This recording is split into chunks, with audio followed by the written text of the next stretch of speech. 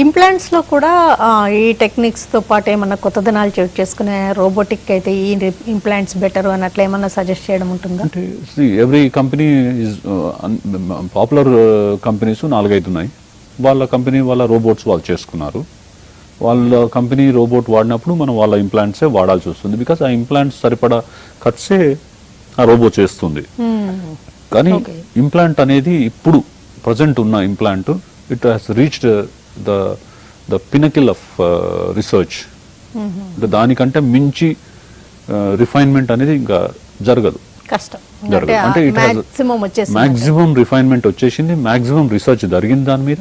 ఇప్పుడున్న ఇంప్లాంట్ అనేది ఒక టాప్ 3-4 కంపెనీస్ చూసుకుంటే మాత్రం అవి ఫ్లాలెస్ ఉన్నాయి. అంటే దాంట్లో మనం ఫాల్ట్ వెతకలేం. ఆక్సిజన్ అవసరం లేదు, ఆక్సిజనమే చేయాల్సిన పని లేదు. అది ఇది కూడా అగైన్ ఆక్సిజన్ కూడా పేషెంట్ సైకాలజీతో ఉంటే ముడిపడి ఉంది. ఆక్సిజన్ మీద గీతలు పడదు, స్క్రాచ్ ప్రూఫ్ అని వాళ్ళు చెప్తారు. I don't accept. అది ఒక మనం మోకాల్లో నీ రిప్లేస్మెంట్ చేసి దాన్ని కూర్చోబెట్టినప్పుడు లోపల ఇసుక రాళ్ళు వేసి కుట్టేయట్లేదు కదా, మనం బాడీలో ఉంది, బాడీ ఫ్లూయిడ్ లో అది తిరుగుతూ ఉంటుంది. కాబట్టి దానికి స్క్రాచ్ ఫ్రీ అనే స్క్రాచ్ రెసిస్టెంట్ ఇంప్లాంట్ అనేది అవసరం లేదు. కాకపోతే కొంతమందికి ఉంటుంది, చేసుకుంటారు. సర్ప్రైజింగ్లీ మై కాన్స్టిట్యున్సీ ఎమ్మెల్యే గారు కూడా వచ్చి నాకు ఆక్సిజన్ కావాలని స్పెసిఫిక్ అడిగారు. ఆయన కాదనే మాట నాకు లేదు, ఆయన పెద్ద మనిషి.